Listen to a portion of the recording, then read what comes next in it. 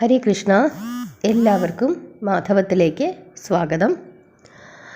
അപ്പോൾ ഇന്ന് വ്യാഴാഴ്ച, ഇന്ന് പൂയം നക്ഷത്രമാണ്, പൗർണമിയാണ്. പൗർണമിയും പൂയവും കൂടി വരുന്ന ദിവസമാണ് സാധാരണ തൈപ്പൂയമായിട്ട് ആഘോഷിക്കുന്നത്. കേരളത്തിന് പുറത്തുള്ള എല്ലാ സംസ്ഥാനങ്ങളിലും ഇന്നാണ് തൈപ്പൂയം. പക്ഷേ കേരളത്തിലെ ചില ക്ഷേത്രങ്ങളിൽ നാളെ ഉദയ സമയത്ത് പൂയമുള്ളതുകൊണ്ട് നാളെ അവർ തൈപ്പൂയമായി ആഘോഷിക്കുന്നു. എന്തുതന്നെയായാലും ഈ 2 ദിവസവും വ്യാഴവും വെള്ളിയും വളരെ വിശേഷമാണ്. പ്രത്യേകിച്ച് വ്യാഴാഴ്ചയാണ് എൻ്റെ അഭിപ്രായത്തിൽ കൂടുതലായിട്ട് വിശേഷമായി എനിക്ക് തോന്നുന്നത്. കാരണം പൗർണമിയും പൂയവും കൂടി വരുന്ന ദിവസത്തിന് വലിയ പ്രാധാന്യമുണ്ട്. തമിഴ്നാട്ടിലൊക്കെ വ്യാഴാഴ്ച ദിവസമാണ് തൈപ്പൂയമായി അവരാഘോഷിക്കുന്നത്. അവിടെയാണല്ലോ മുരുകസ്വാമി അല്ലെങ്കിൽ വേലായുധ സ്വാമിക്ക് കൂടുതൽ പ്രാധാന്യം കൊടുത്ത് പ്രാർത്ഥിക്കുന്നത്. പക്ഷെ കേരളത്തിൽ പല ക്ഷേത്രങ്ങളിലും നാളത്തെ ദിവസം തൈപ്പൂയമായിട്ട് ആഘോഷിക്കുന്നു. അപ്പോൾ നമ്മൾ ചെയ്യേണ്ട കാര്യം 2 ദിവസവും പരമാവധി സമയം ഭഗവാനെ വിളിച്ച് പ്രാർത്ഥിക്കുക, വ്രതത്തിലൊക്കെ ഇരിക്കുക, അതായത് നോൺ വെജൊക്കെ ഉപേക്ഷിച്ചിട്ട് ഇരിക്കുക, അങ്ങനെ ചെയ്യുക. അപ്പം നമ്മൾ കാവടി എടുക്കാത്ത ആളുകളാണെങ്കിൽ ഇന്നത്തെ ദിവസം ഭഗവാൻ എന്തെങ്കിലും അഭിഷേകങ്ങളൊക്കെ ചെയ്യുന്നത് നല്ലതാണ്. കാരണം പകൽ സമയം മുഴുവൻ ഇന്ന് പൂയമുണ്ട്. നാളെ രാവിലെ 10 മണി കഴിയുമ്പോഴത്തേക്കും പൂയം തീരും. ഇന്ന് പൗർണമിയുമാണ്. അപ്പോൾ അതുകൊണ്ട് ഇന്ന് ചെയ്യുന്നതായിരിക്കും ഒന്നും കൂടെ നല്ലതെന്നാണ് എനിക്ക് തോന്നുന്നത്. പിന്നെ നിങ്ങൾക്ക് ഇഷ്ടമുള്ളതുപോലെ ചെയ്യാം. ഇനി നാളെ അവധി ദിവസമായതുകൊണ്ട് നമുക്ക് കൂടുതലായിട്ട് ക്ഷേത്രത്തിൽ പോകാനും ആ ചടങ്ങുകളൊക്കെ പങ്കെടുക്കാനും സാധിക്കുമെന്നുള്ള ഒരു കാര്യം കൂടിയുണ്ട്. നാളെ ഈ ഉദയ സമയത്ത് പൂയമുണ്ട്, അതുകൊണ്ടായിരിക്കാം കേരളത്തിൽ അങ്ങനെ ആചരിക്കുന്നത്. പക്ഷേ പൗർണമിയും പൂയവും കൂടെ വരുന്ന ദിവസമാണ് തൈപ്പൂയമായിട്ട് കേരളത്തിന് പുറത്തോട്ടൊക്കെ ആഘോഷിക്കുന്നത്. ദേശീയ കലണ്ടറിൽ ഇന്നത്തെ ദിവസം തന്നെയാണ് തൈപ്പൂയമായിട്ട് പറഞ്ഞിരിക്കുന്നത്. അതുപോലെ തന്നെ ഇന്നത്തെ ദിവസം പൗർണമിയാണ്, പൂർണിമയാണ്. അപ്പോൾ വെളുത്തവാവാണ്. അതുകൊണ്ട് ദേവി ശാകംഭരി ദേവിയെ പ്രാർത്ഥിക്കുന്നത് വളരെ നല്ലതാണ്. കാരണം 8 ദിവസമായി നമ്മൾ അഷ്ടമി മുതൽ ശാകംഭരി ദേവിയെ പ്രാർത്ഥിക്കുന്നുണ്ട് നമ്മളെല്ലാവരും. അപ്പോൾ ആ ഉത്സവം തീരുന്ന ദിവസമാണ് ഇന്നത്തെ ദിവസം, ബനാദ അഷ്ടമി. നമ്മൾ വീഡിയോ ഇട്ടിരുന്നു, കണ്ടവർക്കൊക്കെ അറിയാം. ദാരിദ്ര്യമോചനത്തിന് നല്ല ഒരു ദേവിയാണ്, ദാരിദ്ര്യമോചനം നടത്തുന്ന ദേവിയാണ്, എല്ലാവർക്കും സമൃദ്ധി ഉണ്ടാക്കുന്ന ദേവിയാണ്. നമ്മുടെ അടുക്കളയിൽ ധനധാന്യ സമൃദ്ധി ഉണ്ടാക്കുന്ന ദേവിയാണ് ശാകംഭരി ദേവി. അതുകൊണ്ട് ഇന്നത്തെ ദിവസം വൈകുന്നേരം ദേവിക്ക് എന്തെങ്കിലും ഒരു വഴിപാടൊക്കെ ചെയ്ത് പ്രാർത്ഥിക്കുന്നത് വളരെ നല്ലതാണ്. വേലായുധ സ്വാമിയെ പ്രാർത്ഥിക്കണം നിർബന്ധമായിട്ടും. കാരണം ആ സമയം പൗർണമിയും പൂയവുമാണ്. ആ പൂയ സമയത്ത് വേലായുധ സ്വാമിയെ പ്രാർത്ഥിക്കുക. അതിനു മുമ്പായിട്ട് വിഘ്നേശ്വരനെ പ്രാർത്ഥിക്കുക. ഓം ശരവണായ ഭവ എന്നൊക്കെ നമ്മൾ 108 തവണ ജപിക്കുക. വേലായുധ സ്വാമിയെ നമ എന്ന 108 തവണ ജപിക്കുക. സുബ്രഹ്മണ്യായ നമ എന്ന് 108 തവണ ജപിക്കുക. അതല്ലെങ്കിൽ സ്കന്ദഷഷ്ടി കവചം 16 തവണ ജപിക്കുക. ഇതൊക്കെ ചെയ്യാം. വിഘ്നേശ്വരനെ പ്രാർത്ഥിച്ചതിന് ശേഷം വ്യാഴാഴ്ച ദിവസമായതുകൊണ്ട് ഭഗവാൻ നാരായണനെ പ്രാർത്ഥിക്കാം.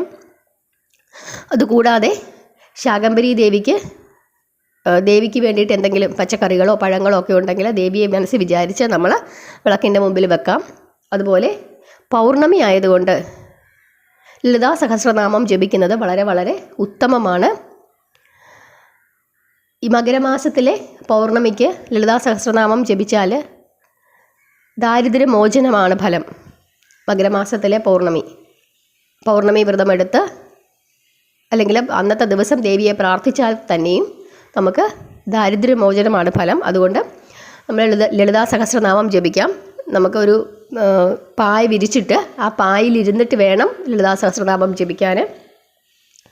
ദേവിയുടെ ഫോട്ടോ ഉണ്ടെങ്കിൽ ദേവിയുടെ ഫോട്ടോ നന്നായിട്ട് അലങ്കരിച്ച് വിളക്കൊക്കെ കത്തിച്ച് വെച്ച് ദേവിക്ക് എന്തെങ്കിലും വഴിപാടുകളൊക്കെ സമർപ്പിച്ച് പുഷ്പങ്ങൾ ഓരോ നാമം ചൊല്ലുമ്പോഴും പുഷ്പങ്ങൾ ദേവിയുടെ പാദത്തിൽ അർപ്പിച്ചുകൊണ്ട് ലളിതാ സഹസ്രനാമം ജപിക്കാം. അതല്ലെങ്കിൽ മാനസപൂജയായിട്ട് ലളിതാ സഹസ്രനാമം ജപിക്കാം. എന്തു തന്നെയായാലും ലളിതാ സഹസ്രനാമം ജപിക്കണം ഇന്നത്തെ ദിവസം.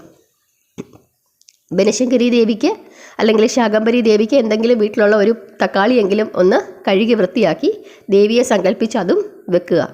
അതാണ് ചെയ്യേണ്ടത്. ഓം ബനശങ്കരിയെ നമയെന്ന് 108 തവണ അല്ലെങ്കിൽ ഓം ശാകംഭരി ദേവിയെ നമയെന്ന് 108 തവണ ജപിക്കുക. ലളിതാ സഹസ്രനാമം ജപിക്കുന്നതിന് മുമ്പ് തീർച്ചയായിട്ടും വിഘ്നേശ്വരനെ മനസ്സിൽ ആലോചിക്കണം, പ്രാർത്ഥിക്കണം. അതിനുശേഷം ധ്യാന ശ്ലോകമുണ്ട് ലളിതാ സഹസ്രനാമത്തിന് മുമ്പുള്ള സിന്ദൂരാണ വിഗ്രഹാം ത്രിനയനാം എന്ന് തുടങ്ങുന്ന ആ ധ്യാന ശ്ലോകം ജപിച്ച് ഭഗവതിയെ പ്രാർത്ഥിച്ചതിന് ശേഷം മാത്രമേ ലളിതാ സഹസ്രനാമം ജപിക്കാവൂ. നിർത്തി സമാധാനമായിട്ട് വേണം ലളിതാ സഹസ്രനാമം ജപിക്കാനായിട്ട്. താഴെ ഇരുന്ന് വേണം ലളിതാ സഹസ്രനാമം ജപിക്കാൻ. ഇനി സുഖമില്ലാത്തവർക്ക് കസേരയിലിരുന്ന് ജപിക്കാം. അതല്ലെങ്കിൽ ഞാൻ എപ്പോഴും പറയുന്നത് പോലെ ഒരു കട്ടിലേൽ നിങ്ങൾക്ക് ഇരുന്ന് ജപിക്കാം. വെറും തറയിലിരുന്ന് ജപിക്കരുത്. ദേവിക്ക് പ്രസാദം വെക്കണം. വെച്ചതിന് ശേഷം പ്രാർത്ഥിച്ചതിന് ശേഷം നമുക്ക് ആ പ്രസാദം സ്വീകരിക്കാവുന്നതാണ്. നമുക്കിഷ്ടമുള്ള പ്രസാദം ദേവിക്ക് വെക്കാം. എന്തെങ്കിലും ഒരു പ്രസാദം വെക്കുന്നത് വളരെ ഉത്തമമാണ്. കാരണം അതൊരു അർച്ചനയാണ്. ആ അർച്ചനയ്ക്ക് ശേഷം ഒരു പ്രസാദം നമ്മൾ സ്വീകരിക്കണമെന്നാണ് പറയുന്നത്. അതുകൊണ്ടാണ് അങ്ങനെ പറയുന്നത്. അപ്പോൾ ഈ തൈപ്പൂയത്തിൻ്റെ ഒരു കൺഫ്യൂഷൻ പലർക്കും വന്നു കാണും. അതായത് നമ്മുടെ ദേശീയ കലണ്ടർ അനുസരിച്ചിട്ട് ഇന്നാണ് തൈപ്പൂയം. കാരണം പൗർണമിയും പൂയവും കൂടെ വരുന്ന ദിവസത്തിന് വലിയ വലിയ അത്ഭുത സിദ്ധിയാണ്, വലിയ വലിയ പ്രാധാന്യമാണ്. പക്ഷേ കേരളത്തിൽ പല ക്ഷേത്രങ്ങളിലും നാളെ ചെയ്യുന്നു. അതിൻ്റെ കാരണമായിട്ട് അവർ പറയുന്നത് നാളെ ഉദയത്തിലാണ് പൂയമുള്ളത്. ഉദയ സമയത്ത് പൂയമുള്ളത് നാളെയാണ്. ഇന്ന് 8:30 ശേഷമാണ് പൂയം വരുന്നത്. പക്ഷേ പൗർണമിക്ക് വളരെ പ്രാധാന്യം തമിഴ്നാട്ടിലുള്ളവർ കൊടുക്കുന്നുണ്ട്. പൗർണമിയും പൂയവും കൂടെ വരുന്ന ദിവസം. അതുകൊണ്ട് ഇന്നാണ് കൂടുതൽ പ്രാധാന്യം. നാളെയുമുണ്ട്. നിങ്ങളുടെ സൗകര്യം പോലെ പ്രാർത്ഥിക്കുക. 2 ദിവസവും പ്രാർത്ഥിക്കുന്നത് വളരെ വളരെ ഉത്തമമാണ്. പരമാവധി സമയം ഭഗവാനെ വിളിച്ച് പ്രാർത്ഥിക്കാനായിട്ട് ശ്രമിക്കുക. കാരണം മഹാജ്യോതിഷിയാണ്. എന്തെങ്കിലുമൊക്കെ പ്രശ്നങ്ങളുണ്ടെങ്കിൽ ആ പ്രശ്നങ്ങളൊക്കെ മാറ്റുന്നതിന് ഭഗവാന്റെ ഒരു അനുഗ്രഹം വളരെ പ്രധാനപ്പെട്ടതാണ്. പൗർണമിയും പൂയവും കൂടി വരുന്ന ഇന്നത്തെ ദിവസത്തിൻ്റെ ആ അത്ഭുത സിദ്ധി മനസ്സിലാക്കി പ്രാർത്ഥിക്കുക. നമ്മുടെ വീട്ടിലിരുന്നിട്ടുള്ള പ്രാർത്ഥനകളൊക്കെ ഇന്ന് ചെയ്യാം. ക്ഷേത്രത്തിലെ വിശേഷങ്ങളിലൊക്കെ നിങ്ങൾക്ക് നാളെ പങ്കെടുക്കാം. അവധിയായതുകൊണ്ട് അതിന് സാധിക്കും. പക്ഷേ ഇന്നത്തെ ദിവസത്തെ പ്രാർത്ഥന ഒരു കാരണവശാലും നിങ്ങൾ ഒഴിവാക്കരുത്.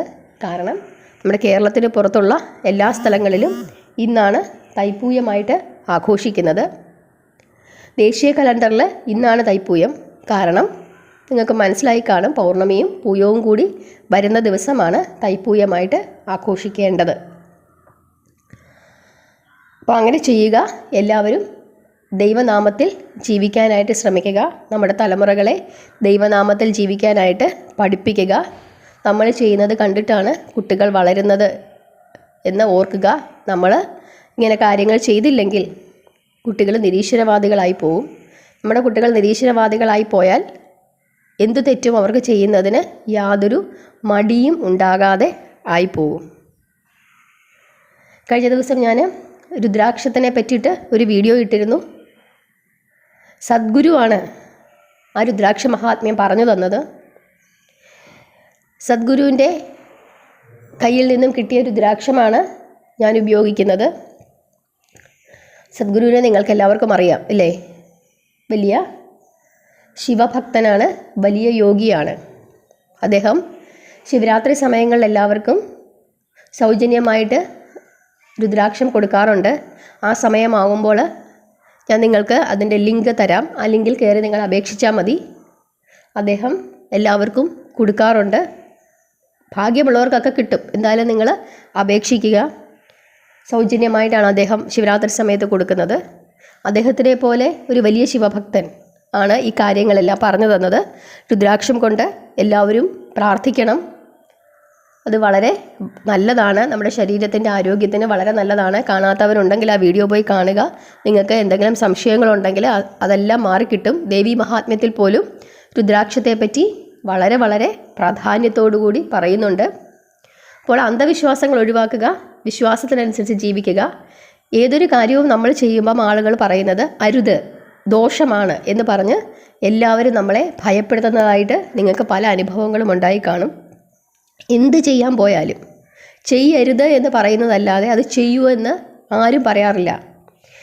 ഒരു ക്ഷേത്രത്തിൽ പോകുമ്പോഴോ അതല്ലെങ്കിൽ എന്തെങ്കിലും ഒരു വ്രതമെടുക്കുമ്പോഴോ അതല്ലെങ്കിൽ ഒരു രുദ്രാക്ഷമാല ധരിക്കുമ്പോഴോ പാടില്ല, അത് ദോഷമാണ്, അത് അങ്ങനെ ചെയ്യാവൂ, ഇങ്ങനെ ചെയ്തില്ലെങ്കിൽ മഹാപാപമാണ് എന്നാണ് പറയുന്നത്. അങ്ങനെ ഉള്ള അരുത് എന്നുള്ള വാക്കുകളിലൊന്നും ചെന്ന് വീടാതെ അവനവൻ്റെ ബുദ്ധി ഉപയോഗിച്ച് ചെയ്യുക. ചെയ്യരുത് എന്ന് എനിക്ക് തോന്നിയിട്ടുള്ളത് ഹരിവാസര സമയത്ത് വ്രതം അവസാനിപ്പിക്കരുത്, അത് വലിയ ദോഷമാണെന്ന് പറയും. പാരണാ സമയത്ത് മാത്രമേ വ്രതം അവസാനിപ്പിക്കാവൂ. അതാണ് മഹാദോഷമായി പറഞ്ഞിട്ടുള്ളത്. മറ്റൊന്നും ദോഷങ്ങളല്ല, ബാക്കിയുള്ളതെല്ലാം ഭഗവാൻ നമ്മളോട് ക്ഷമിക്കും. നമ്മുടെ അറിവില്ലായ്മ കൊണ്ട് നമ്മൾ എന്തെങ്കിലും കാര്യങ്ങൾ ചെയ്യുന്നുണ്ടെങ്കിൽ ശബരി മാതാവിനെ മാത്രം നമ്മൾ ഓർത്താൽ മതി. ശബരി മാതാവിന് അത്രത്തോളം പ്രാധാന്യമുള്ളതുകൊണ്ടാണ് ഇപ്പോൾ അയോധ്യയിൽ പോലും മാതാവിന് ഒരു സ്ഥാനം കൊടുത്ത് അവിടെ പ്രതിഷ്ഠിച്ചിരിക്കുന്നത്. അപ്പോൾ അത് ഓർക്കുക. നമ്മളെല്ലാവരും സാധാരണ മനുഷ്യരാണ്, നമ്മളാരും യോഗികളല്ല. തെറ്റുകുറ്റങ്ങളൊക്കെ ഉണ്ടാകും, അതൊക്കെ ഭഗവാൻ ക്ഷമിച്ചുകൊള്ളും, അറിയാതെ നമ്മൾ ചെയ്യുന്ന തെറ്റുകൾ. എല്ലാവർക്കും തൈപ്പൂയ ആശംസകൾ. ഇന്നും നാളെയും ഭഗവാനെ പ്രാർത്ഥിക്കുക. പ്രത്യേകിച്ച് ഇന്നത്തെ ദിവസം പരമാവധി സമയം പ്രാർത്ഥിക്കുക. പൗർണമി ആണ്, അതുകൊണ്ട് ദേവിയെ പ്രാർത്ഥിക്കുക. ലളിതാ സഹസ്രനാമം ജപിക്കുക. ശാകംഭരി ദേവിയെ ഓർക്കുക. ഹരേ കൃഷ്ണ.